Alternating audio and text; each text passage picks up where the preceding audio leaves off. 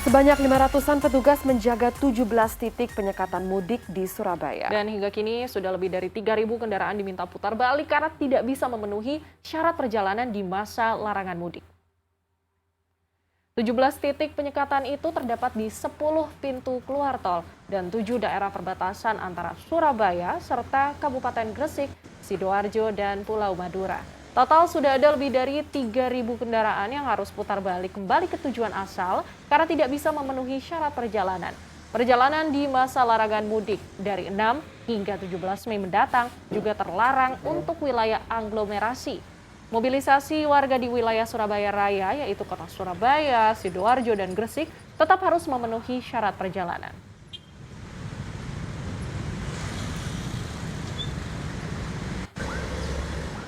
Dan untuk mengetahui kondisi terkini di Surabaya, Jawa Timur, kami sudah terhubung dengan koresponden CNN Indonesia Rangga Umara. Iya. Selamat pagi Rangga, bagaimana situasi terkini dari pos penyekatan Surabaya di hari kelima ini? Ya, selamat siang Amel dan Sarah. Ya. Saat ini saya berada di wilayah Jembatan Suramadu.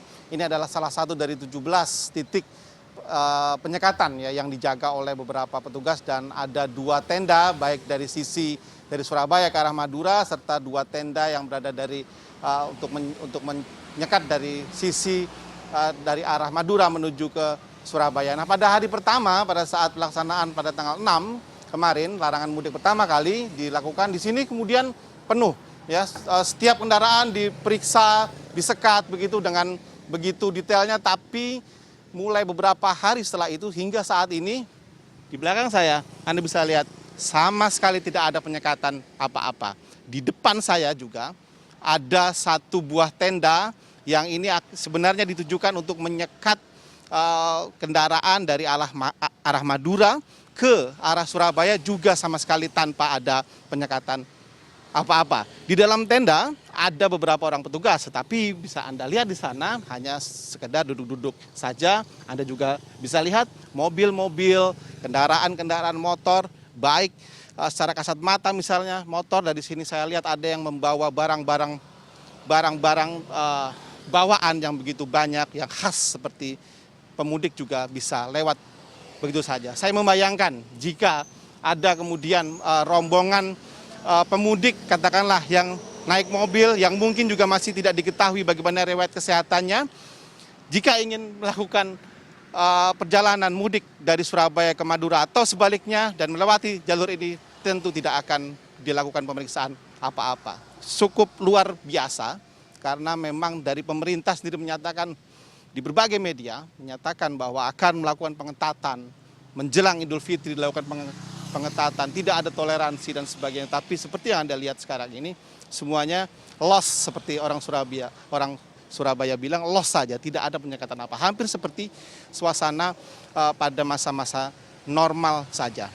Saya juga mendapatkan informasi begitu ya, kalau kita pantau di beberapa media-media sosial di wilayah Surabaya, kondisi yang sama seperti ini kawan-kawan, ini tidak hanya terjadi di sini saja, tetapi juga di beberapa titik penyekatan yang lain, ada di wilayah Pondok Chandra, ada kemudian di beberapa pintu keluar tol juga sama saja. Saya dalam perjalanan ke sini tadi juga sempat melewati ruas tol Gunung Sari yang seharusnya itu juga dijaga, tetapi hanya ada tenda dan beberapa petugas, tapi tidak ada sama sekali penyekatan seperti yang digembor-gemborkan selama ini.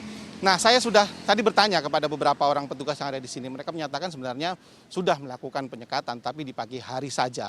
Jadi menurut mereka penyekatan itu dilakukan pada waktu-waktu tertentu. Misalnya jam 7 ya, atau siang hari atau sore hari katanya. Hanya pada waktu-waktu itu saja. Apa alasannya? Karena mereka anggap pada saat jam-jam itulah, pada saat itu kendaraan atau lalu lintas di wilayah ini penuh. Jadi dilakukan penyekatan. Ya, ada tadi beberapa petugas sempat menunjukkan foto begitu bahwa mereka sudah melakukan penyekatan pada saat-saat tertentu saja. Tetapi tetap saja kalau kita merujuk pada peraturan pemerintah di mana harus ada pengawasan yang sangat kuat karena persoalan COVID-19 yang masih belum selesai, maka seharusnya penyekatan memang harusnya dilakukan secara konsisten, tidak hanya pada jam-jam tertentu tentu saja. Nah, kawan-kawan di wilayah Surabaya ini, seperti tadi Anda katakan ada 17 wilayah yang disekat, 10 diantaranya di pintu-pintu tol, sementara 7 lainnya berada di wilayah-wilayah perbatasan. Nah, bagaimana kemudian tentang persoalan mudik lokal atau yang disebut dalam istilahnya mudik aglomerasi, wilayah aglomerasi. Sama sekali di Surabaya ataupun wilayah Jawa Timur sudah menyatakan tidak ada terminologi mudik lokal atau wilayah aglomerasi. Yang namanya perjalanan pada saat ini, apalagi pada saat larangan mudik semuanya dilarang. Baik untuk dari kota Surabaya menuju kota-kota satelitnya yang sebenarnya sangat dekat, itu juga dilarang. Tetapi memang ada pengecualian ya bagi masyarakat yang berada di luar wilayah Surabaya, yang tinggal di wilayah Surabaya dan memiliki KTP di luar wilayah Surabaya, tetapi punya pekerjaan di kota Surabaya. Nah, itu biasanya setelah mereka dilakukan pemeriksaan, mereka akan diberikan stiker, ditempel jika mobil akan ditempel di pintu depan, di kaca depannya, kalau motor di bagian depannya agar mudah terlihat. Ini untuk menjadi identifikasi bahwa mereka saat mereka melakukan mobilitas melewati penyekatan, titik penyekatan, karena sudah ada stiker itu, mereka tidak akan diperiksa. Hanya itu saja dispensasi yang diberikan, karena sekali lagi mudik dalam wilayah aglomerasi atau mudik lokal khususnya di wilayah Jawa Timur termasuk Surabaya itu tidak diperbolehkan, kawan-kawan.